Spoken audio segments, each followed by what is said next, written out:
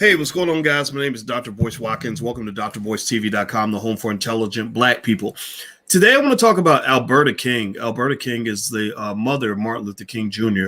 And don't ask me why I decided to go in that direction of doing a Black history conversation. But you know what? When you own the channel, you can do whatever the hell you want. And one of the things I was thinking about, I was reflecting on this because I'm stunned by the fact that most Black people are not aware of how Martin Luther King's mother died. Alberta King is the mother, and she died in a crazy way. And I'm going to kind of fill in the blanks for some of y'all. Some of y'all may or may not know. Some of you may have details, but we're going to break all this down right now on drboycetv.com. Get comfortable, hit the thumbs up button, share, subscribe. We're going to get started right now.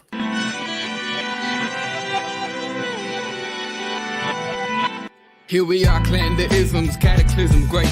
Our people out here struggling, trying to make it in this state.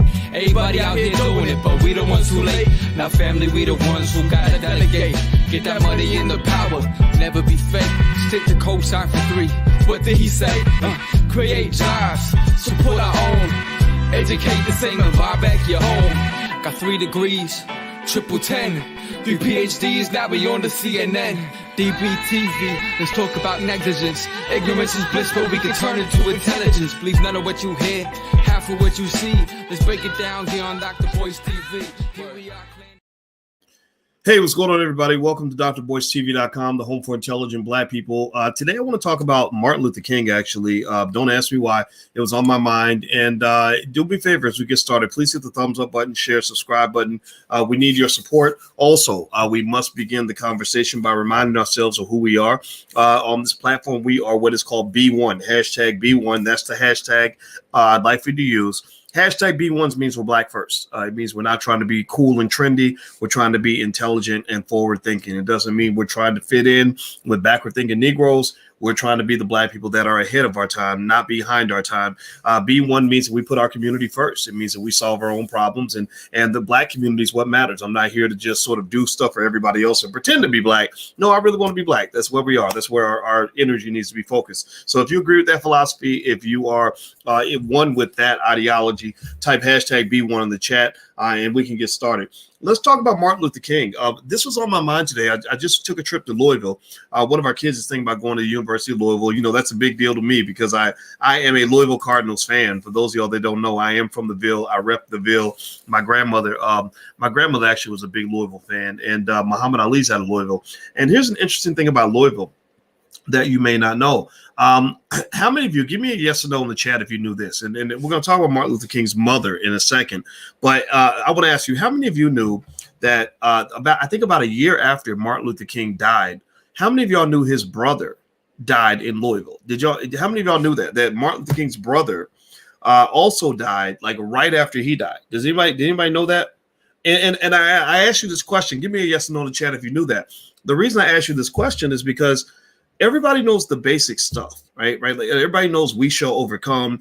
Everybody knows about the speech and the little white girls, little black boys holding hands, but nobody knows all the other stuff, right? And it's fascinating to me that when you look at the life of Martin Luther King, that we all know who he is. We all know sort of the basics of the civil rights movement, but we don't know all these other important facts that are connected to this. And I'm going to tell you why this is happening. This is because you're letting white people educate your kids. You're leaning on your oppressor to give you your education, and that's not working for you. Give me a yes or no if you agree with me that maybe we need to start educating our own instead of waiting for other people to educate us. That means if you're being educated on Black history, it should come from Black people, not from people who are going to tell you to worship a slave master.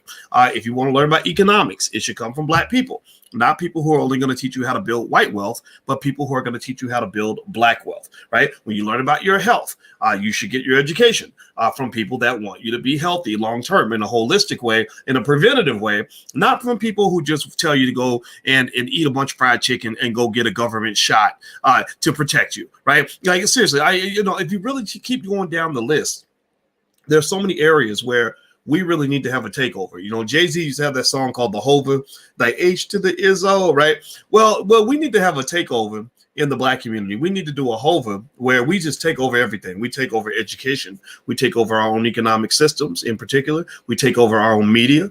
We take over our children and what goes into their heads, because it's fat. I mean, it blows my mind. Not just that most of you don't know how Martin Luther King's mother died and his brother died, but also most of your children go to school and they will learn everything in the world about the civil rights movement, but won't learn nothing about Marcus Garvey.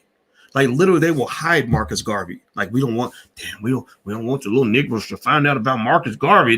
He's going to empower them. He's going to make them want to go build their own, and they won't be good slaves anymore, right? So just like I've said to you guys 1,000 times, that they probably won't ever give you reparations for slavery, but they will always be ready to give you preparations for slavery. Your preparations for slavery come through your educational system. Your preparations for slavery comes through your media, where they literally have trained a bunch of rappers to teach you every key to blackmail self-destruction. If you want to keep it 100, again, I'm not here to be nice. I'm here to tell you the truth.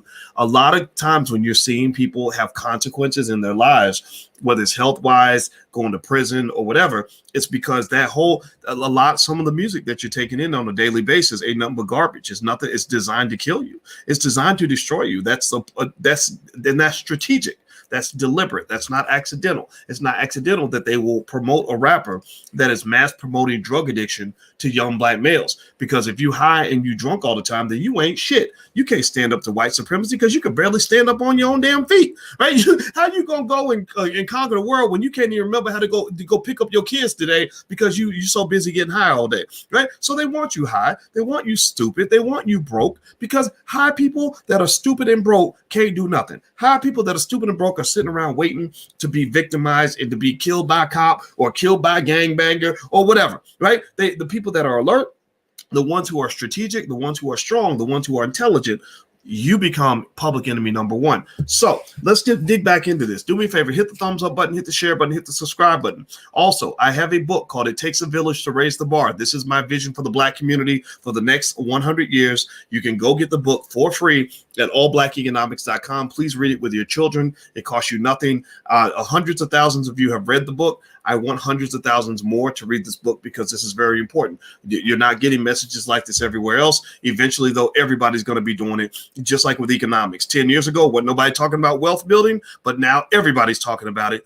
This was all part of our plan. So the white man got a plan. Well, I got a plan. He got an agenda. I got an agenda. The difference is that we just have different agendas, but at the end of the day, everybody's got an agenda. So my agenda is the black agenda, period. Do me a favor. All right, so let's keep on. Martin Luther King. How did Martin Luther King's So I mentioned to you that his brother died in Louisville. It was really interesting how he died, because he died. They said he drowned in the pool, but the odd thing was that he was a very good swimmer. Now, the other interesting thing, though, unfortunately, was that he was also a drinker, and so that's what kind of muddies the water. But I personally believe that it's not a coincidence that he died, in his pool, and he's a very good swimmer. I personally think that he, that there might have been some foul play going on. It's not a coincidence that he went down. At that time, they were hunting and taking out anybody that they thought could pose a threat to the system. Martin Luther King's gone, so people instantly turn to look to his brother or people connected to him for leadership. Well, the goal is to take those people out. So his brother goes out, I think about 1969, 1970. And then his mother, a few years after that, Alberta, bless her soul, she got murdered. And what's fascinating about Alberta's mother, Alberta's murder, not Alberta's mother, she is the mother, was that she was actually killed by a black man. Now, how many of y'all knew? Now, a lot of y'all knew that she got killed. How many of y'all knew? Give me a yes or no if you knew that Alberta King, the mother of Martin Luther King, was had her life taken by a black man. Does anybody know that? And it's fascinating to me. And tell me if you're also fascinated by the fact that this is not something that kids are learning in school. I'm utterly stunned by this, that they don't teach this. And that's what's leading me right now to do something that's probably surprising some of you. I'm literally giving a basic black history lesson that can be found on the internet. But I said, my God, if they're not doing this in school, then we got to do this ourselves. So let me just tell you what happened. Then I'll give you guys know, I don't just tell you what happened. I give you the Dr. Boyce breakdown of what I'm seeing here.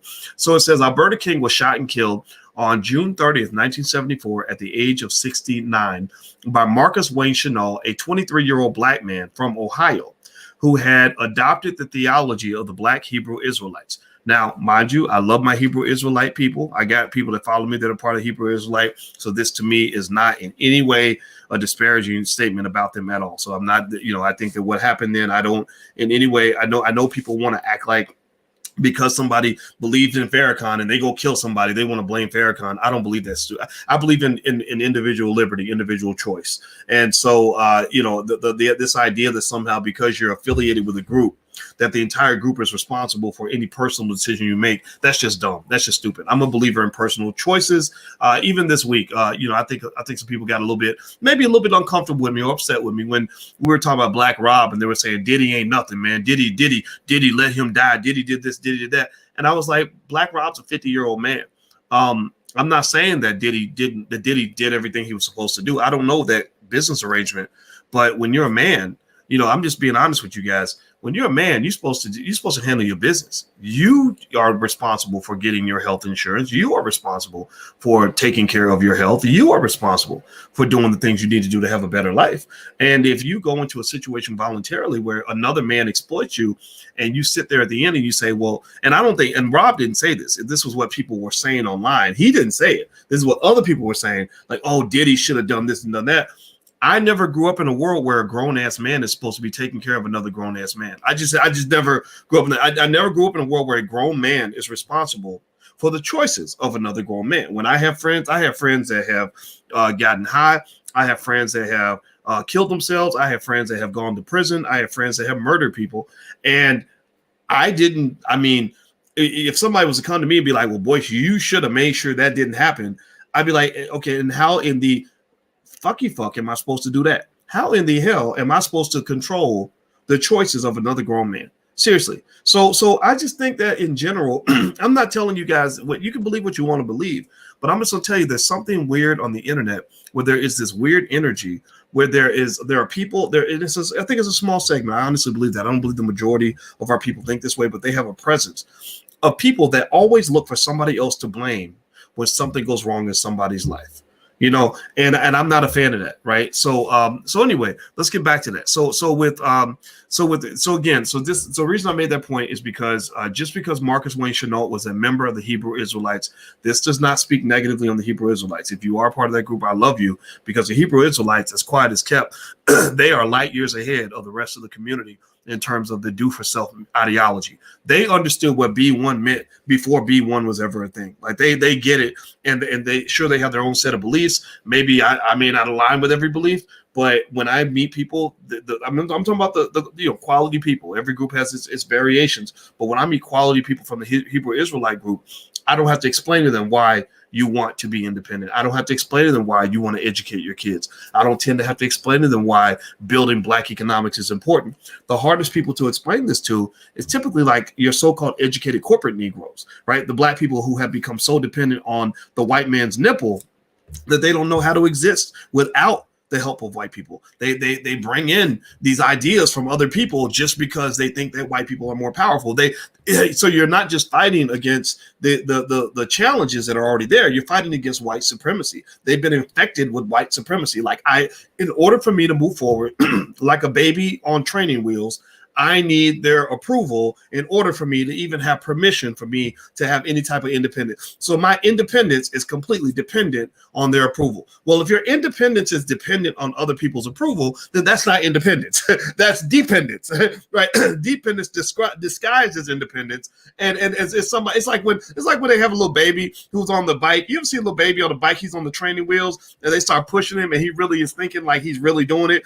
Or the little baby who's playing you ever see those videos of the baby playing the video game and the plug ain't even connected, but he's playing like he really thinks he's playing the game, right? That's kind of what they do to you. They give you the illusion of freedom, the illusion of independence, and that's not what it is. Independence is real independence, and I really love the Hebrew Israelites and I love the Nation of Islam because they just kind of get it, at least in that area, they just get it. So anyway, moving on, do me a favor, hit the thumbs up button, hit the share button, hit the subscribe button.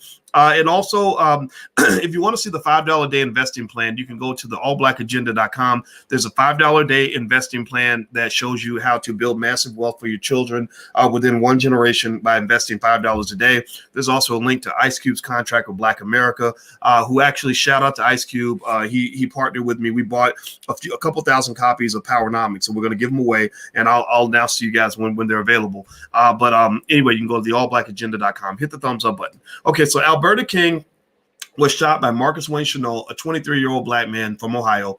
His mentor, Reverend Hananiah E. Israel of Cincinnati, castigated black civil rights activists and black church leaders as being evil and deceptive, but claimed in interviews to have not advocated violence. Chenault did not draw any such distinction and actually first decided to assassinate Reverend Jesse Jackson in Chicago, but canceled the plan at the last minute. So they claimed that this guy who killed Martin Luther King's mother, this guy Marcus Wayne Chenault, was planning to kill Jesse Jackson in Chicago, but he changed his mind at the last minute. And he had a pastor apparently that told him that a lot of black church leaders are evil and deceptive, and he took that a little bit too much to heart. I do think that there's an argument to be made about the fact that when you talk about things like white supremacy, unfortunately, many black church leaders, not the good ones, but the bad ones, the ones who are, or the ones who are not informed or not so intelligent, they have been used as tools of white supremacy. And this is actually documented. If you read books like Powernomics and Black Labor, White Wealth, Dr. Claude Anderson actually talks about how, unfortunately, many black pastors have been used. They are the go-to to get black people to do anything, whether you're trying to get them to get a government shot in the arm, or you're trying to get them to go along with some politician, or to get them to go along with some policy. They pretty much see the pastor as their pathway to get there. And what's interesting is that rappers are also in the same categories as pastors. Rappers are the new preachers. They just preach to the hood. They preach to the people outside the church. The pastors are rapping to the people inside the church. So pastors are rappers and rappers are pastors, and they're all preaching to their own congregation. So at the end of the day, when you see propaganda that's being pushed through the community, when you see politicians, political ideas being pushed through the community, they're going to use the preachers. They're going to use the rappers. When you see campaigns for, like, hey, Johnson & Johnson is still a good company, despite the fact that these things happen when people got their government shot. Well, who are they going to? They're going to the pastors. They're going to the rappers. Now, the interesting thing, and then what they might do is they might go to maybe some presidents of HBCUs. I've seen them go to celebrities. Studies show that black people are more influenced by celebrities than any other group of people, because black people watch so much TV. Did y'all know that? How many of y'all knew that? This is actually written, Nielsen put this in a study where they were actually explaining to white companies. They were telling companies, like, look, if you want to sell products to black people, here's what you do. Just get a celebrity to endorse your product, get a celebrity to endorse your idea, get a celebrity to endorse whatever, because black people, unfortunately, because they've been trained to not be critical thinkers, will take in anything. They'll eat anything. They'll do anything. They'll believe anything because a celebrity said it. So celebrities are huge in this. That's why I think it's very important to understand. Brother Nuri Muhammad, I love Nuri. Nuri's in Indianapolis. Nuri, if you're watching, I want to come see you, brother, because I just have so much respect for you. Nuri Muhammad put something on his Instagram, which everybody should follow Nuri Muhammad on Instagram, and Dr. Wesley Muhammad, etc. Nuri said something like, talent is not the same as intelligence. And I think even talent's debatable, right? But just because somebody's on TV, just because some executive at Viacom decided to put some Negro on TV, that does not mean that they are intelligent enough to lead anybody. Intelligence is a set of criteria on its own. Leadership is a set of criteria on its own. It's a standard you must meet independently. So even with people that I just think were doing excellent work, like Ice Cube, I had to kind of look at what the brother was saying before I just went along with it. I said, okay, Ice Cube's getting involved. Let me read his contract with Black America. I read it. I said, this is good. Wow. And he worked with a lot of scholars. He really took some time. This is nice. And then I talked to him. I said, okay, all right, okay, this is good. So we're not dealing with a Nick Cannon type situation, because now you see Nick Cannon, he's playing the role that he's meant to play. Nick Cannon is not meant to be the leader. Nick Cannon is best appropriately positioned as the clown, right? And I saw him, and he was doing an ad for Wildin' Out. Let me just show y'all. some of the imagery I saw, and it's really clownish imagery. Let me see, because they're promoting the new season of Wild 'N Out. Like, wait, Nick did a good job. He was properly butt broken. They're giving him his meritorious manumission, and I saw him. And I'm gonna share my screen. I want y'all to just really look at this and understand this. Like, this is clown-like imagery. They basically said, okay, now you know your place. So let me show you. Look at the imagery here. Like, this is a clownish kind of minstrel show kind of look, right? It's like outrageous, over the top, kind of like hat cocked to the side, like unfortunately, and it's kind of unfortunate because I think Nick was trying to become something different from that. But the thing is that you're stuck. Like, you're kind of stuck in the matrix. Like, you have an addiction to, look, there he is next to another funny guy, another clown, right? Again, now these become people that you think are successes. You admire that, but Kevin Hart will tell you he's a clown. Like, that's what he does. Kevin Hart is not Malcolm X, right? And it's okay for him to be the clown. Just play your position, right? Like a football team, like the cheerleader should not be coming in trying to be the quarterback. The cheerleader needs to get to the side, put your mini skirt on, do some jumping jacks and cartwheels, and cheer when the players actually go into the end zone. You're not supposed to jump in and say, I'm going to play the defensive lineman, because you're going to get your block knocked off, right? So ultimately, when you talk about celebrities, there's a place for a celebrity. A celebrity's place is not at the front of Black leadership. That is not where they belong. So any celebrity, I just encourage you, give me a yes or no if you agree with me. Every celebrity that wants to step in and become involved with whatever activism that you find to be relevant, I hope that you will vet that person. Just give me a yes that we're going to start vetting people and stop thinking that because a white guy put you on TV, that suddenly makes you qualified to lead the entire Black community. All right. So anyway, do me a favor, hit the thumbs up button, hit the share button, hit the subscribe button. There's my Clubhouse information, by the way. I don't know if you guys know I'm on Clubhouse. So if you want to follow me on Clubhouse, you can just follow me there. And what I'm going to start doing is doing some private conversations on there with some good topics. So feel free to follow me on Clubhouse. All right. So they said, so here's the story about the guy who assassinated Martin Luther King's mother. His name is Marcus Wayne Chenault, 23 years old. So he wanted to get Jesse Jackson, but he couldn't get Jesse. So he decided to go after Martin Luther King Sr., actually. So 2 weeks later, he set out for Atlanta, where he shot Alberta King with 2 handguns as she sat at the organ at the Ebenezer Baptist Church. Chenault said that he shot King because, quote, all Christians are my enemies. Wow. And claimed that he had decided that Black ministers were a menace to Black people. He said his original target had been Martin Luther King Sr., but he had decided to shoot his wife instead because she was near him. He also killed one of the church's deacons, Edward Boykin. In the attack, Mrs. Jimmy Mitchell, a retired school teacher, suffered a wound to the neck. Quote, it seemed like I was watching a scene from a bad movie play out, end quote. King's daughter would later recall in her 2009 memoir, Through It All. King and Boykin were rushed to nearby Grady Memorial Hospital. Officials announced that King was barely alive when she arrived at the hospital, while Boykin was dead on arrival. King died shortly afterward from a gunshot wound to the right of her head. That is a terrible story. That is so sad. Wow. Let me just, as I move forward, let me just reflect on that, right? This family really made a lot of sacrifices, whether you agree with everything. I mean, I think there's a lot to question with the civil rights movement. There's a lot of things that maybe could have been done a little bit different. I think that it was a little too leftist influence. I think that a Black nationalist ideology integrated into when you talk about integration, the first integration that should have taken place at that time was they should have integrated with Malcolm X and the Nation of Islam. That should have been your first integration, to integrate a Black nationalist ideology into what you were doing. And what I admire about Dr. King so much, there's many things I admire about him, is that he was getting that. He was starting to get that. In fact, many of you should be very proud, because right now, what we're doing right here in this space and in this platform is we are continuing the work of Martin Luther King and Malcolm X. We're realizing the dream, so to speak. We're integrating, we're properly integrating ideologies that come from, some of which come from the civil rights movement, some of which come from Black nationalism, some of which come from the Nation of Islam and Malcolm and many of the people who didn't get along back then. we all have an admiration and a respect for all of them, right? We can talk about Du Bois and talk about Marcus Garvey and talk about Booker T and bring it all together, right, into an ideology that is purely black.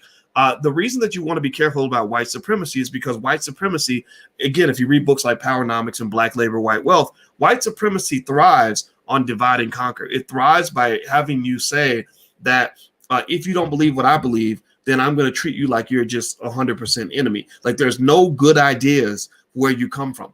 And I think that's wrong, right? I think with the civil rights movement, there's a lot to critique there. For example, you're not going to see me go into a store and get my head busted in just to have the opportunity to give a white man my money. That doesn't make sense to me. That's not logical. But this idea of having some degree of access to some of these resources that in the country that we built, I'm completely in agreement with that. The idea of integration is a good concept because global economies are naturally integrated. You must integrate. Integration is not the problem. It's how you do the integration that's the problem. You see, white folks didn't integrate you into America to become captains of industry and business owners. They integrated you to become employees. They didn't integrate you to become landowners and property owners. They integrated you to become renters so that the landowners can get rich, right?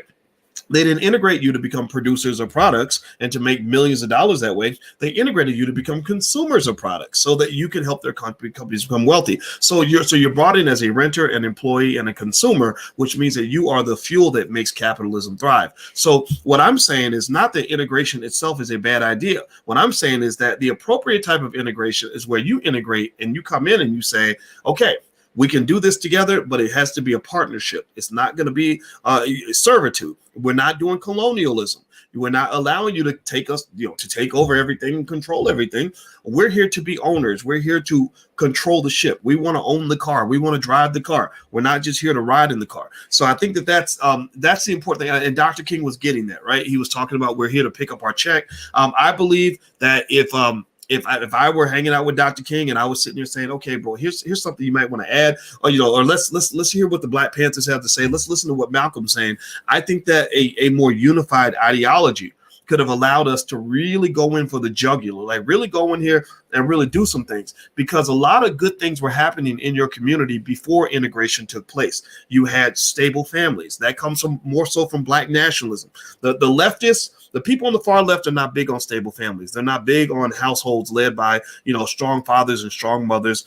They're into a lot of other crazy stuff. They're into the drugs and the other types of relationships that are out there. Nothing wrong with that, but that's not how you build a strong community. You can't have a community where every man wants to be a woman. That just doesn't work, right? So a lot of the best ideas that you had in the community were built on sturdy, almost conservative ideologies that were built on stability. Let's build a family. Let's build a business. Let's create a coalition.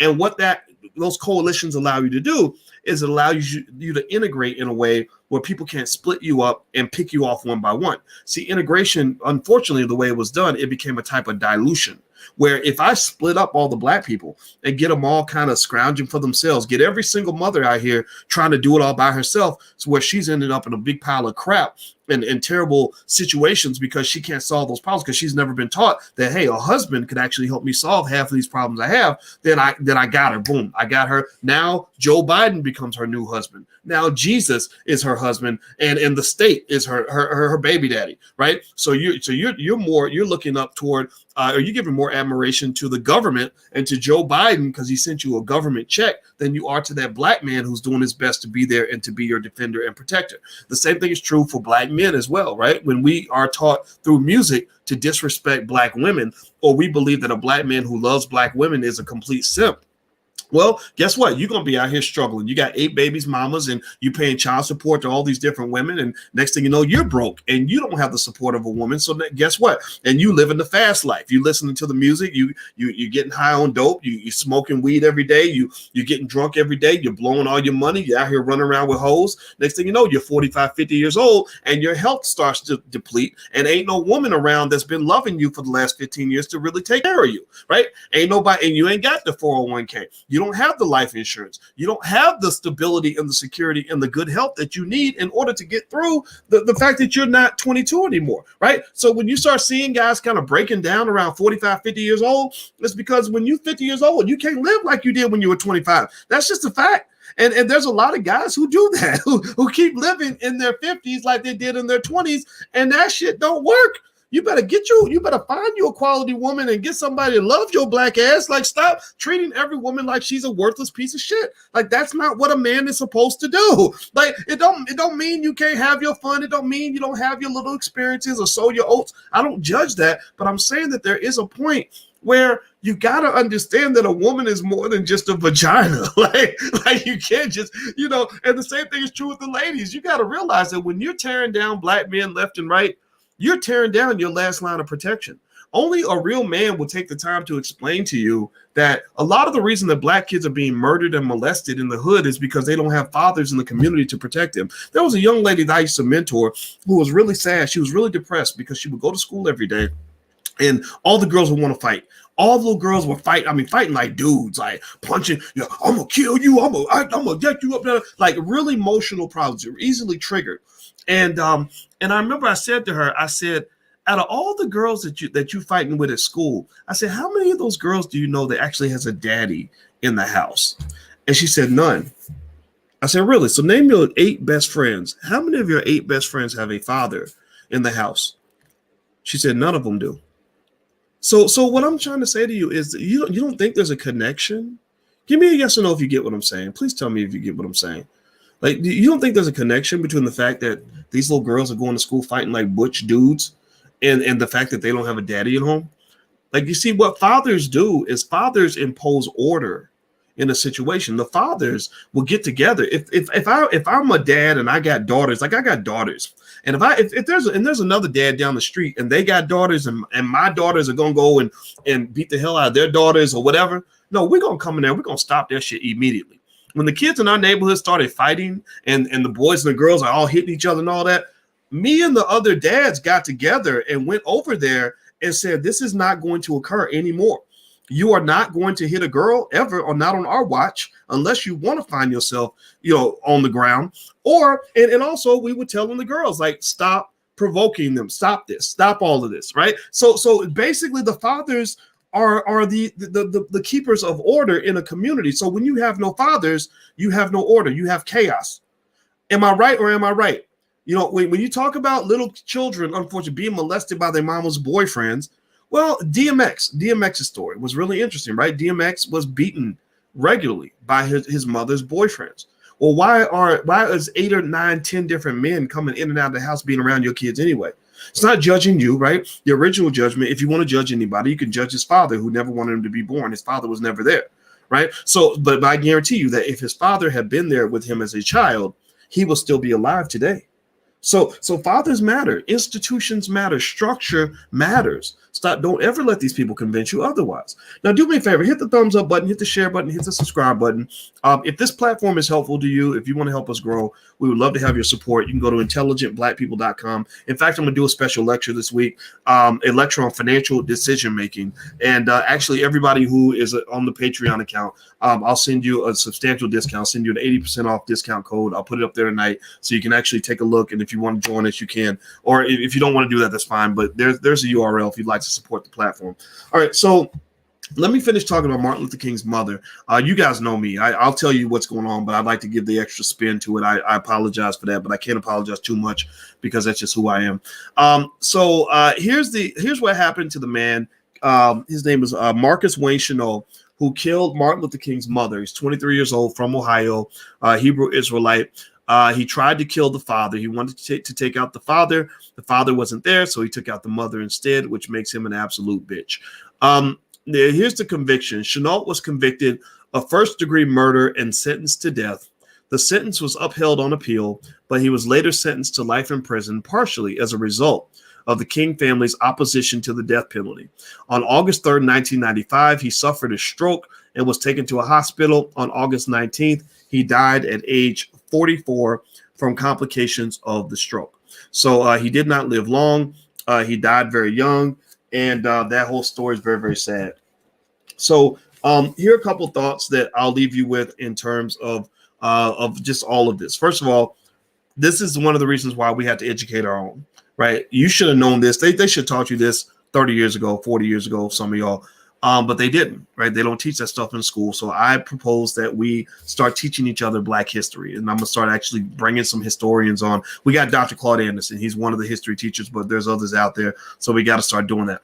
Two, speaking of Martin Luther King, if you read his story, that is an inspirational story because he was a great Black man.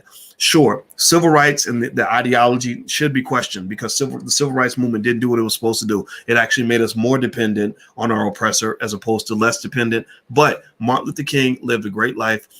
He was, in college at an early age. He got his PhD very early, and he was able to live his best life because he was also taught principles and values at an early age. He learned a lot of that from his parents. If you ever want to see, and remember, I don't know if I told you guys this, but whenever I see a person that intrigues me, I always read their bio because I don't just want to know about the apple. I want to know about the tree. I want to know about your parents. How did you become what you are? Like, so with DMX, I understood DMX better when I understood his mother and his father, how his father abandoned him before he was born because he wanted his mother to get an abortion, and how his mother was letting all these dudes run through the house and beating the hell out of him. And then his mother also took him to a boys' home to visit and left him there. So he had abandonment issues that were super deep. He should have been getting around the clock therapy, but unfortunately, when you become very famous and you're making lots of money, the people around you are not going to be the ones to force you to do what you need to do. You have to make that decision on your own. So the same thing is true with Martin Luther King. If you look back in his life, Martin Luther King Jr. is extremely impressive as a person, but actually, he's not nearly as impressive as Martin Luther King Sr. When you read the bio of his father had principles. His father had convictions. His father had morals. His father had courage. His father stood up to white people. And so he got to see what a real man does, what a real man looks like. His mother, obviously, wonderful lady, a nurturer. She supported the father. She said, we will not eat dinner every night until your daddy gets home. When your daddy gets home and takes his seat at the table, that is when we are going to have dinner.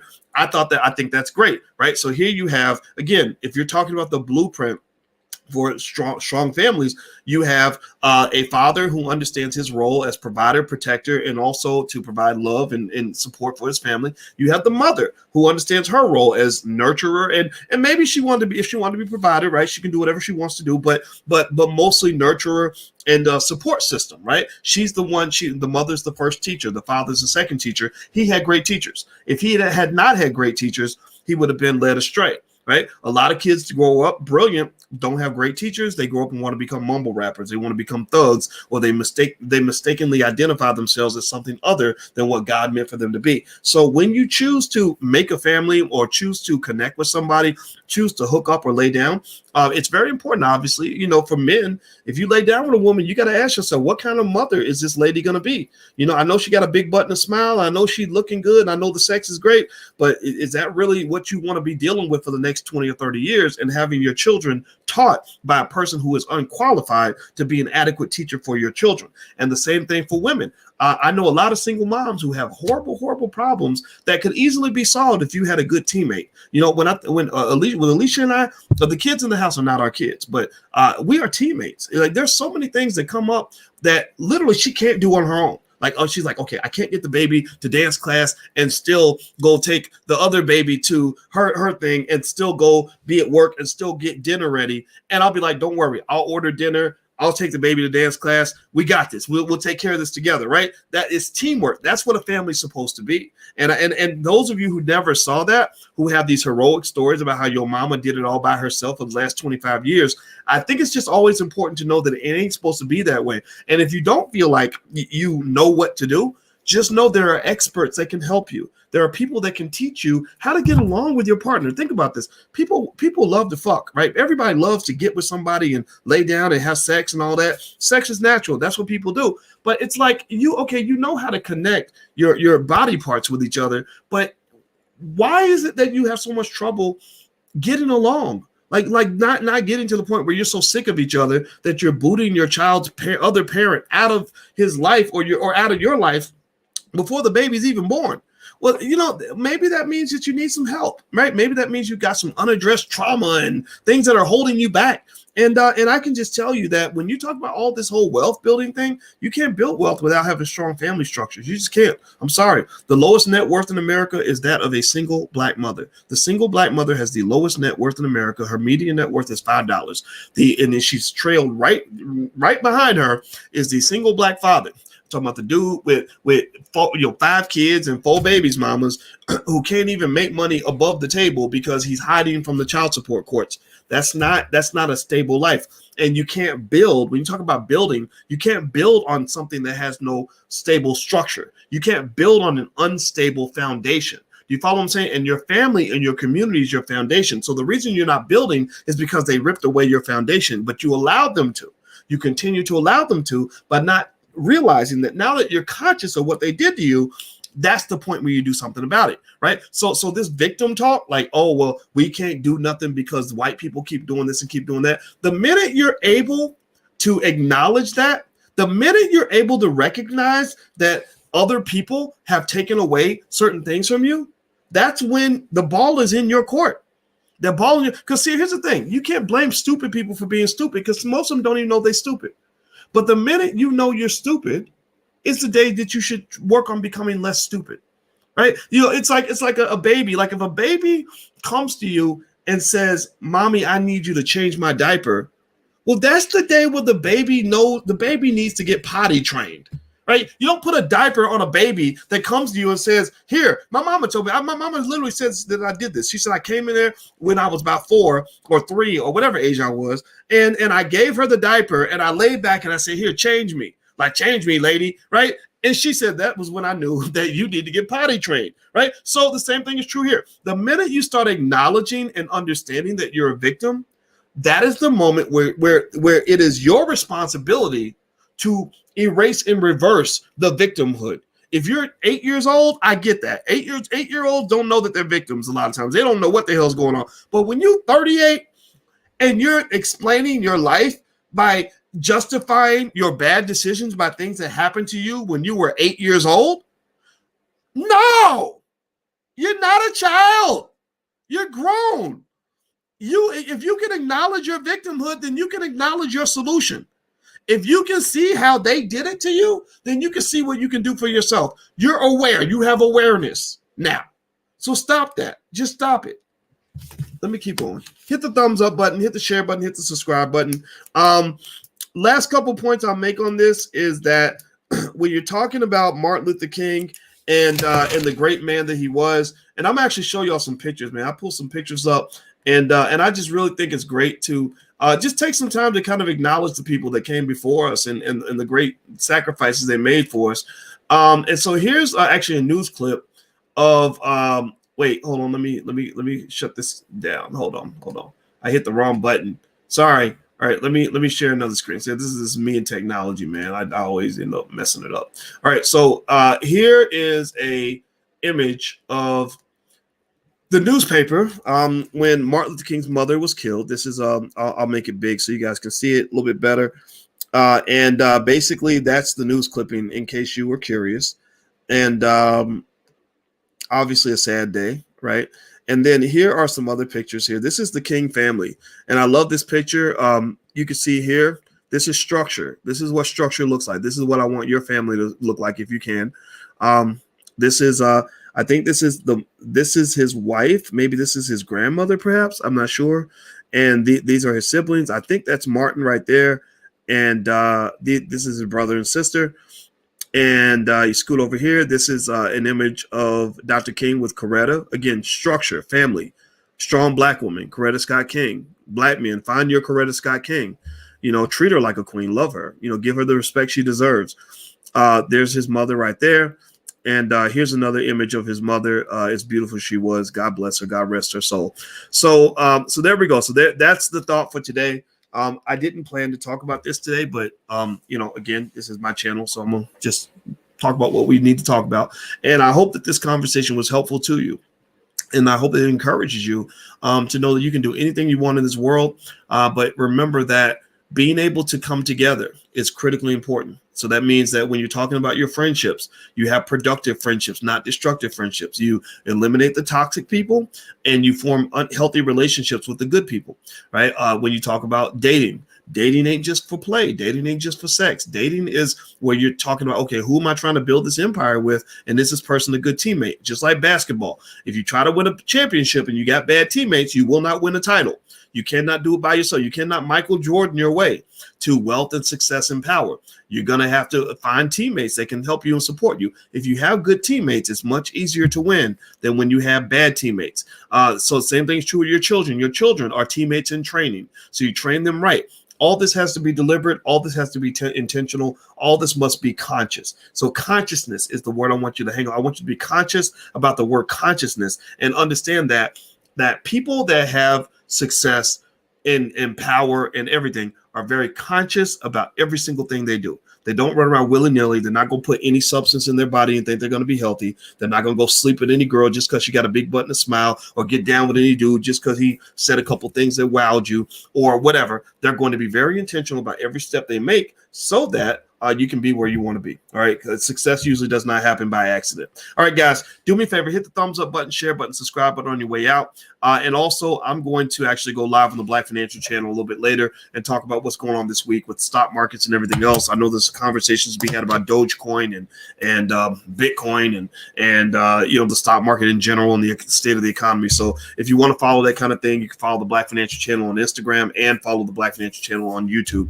So make sure you subscribe there, and I'll be getting live on those platforms a little bit later. All right, so I'm out of here, guys. Have a good night. I love you. Thank you for listening, and let's stay black, y'all. Talk to you later. Peace.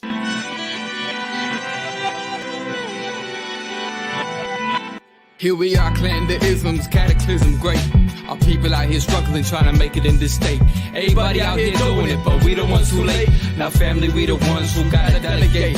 Get that money in the power, never be fake. Stick to cosign for 3. What did he say? Create jobs, support our own. Educate the same and buy back your home. Got 3 degrees, triple 10. 3 PhDs, now we on the CNN. DBTV, let's talk about negligence. Ignorance is bliss, but we can turn it to intelligence. Believe none of what you hear, half of what you see. Let's break it down here on Dr. Boyce TV.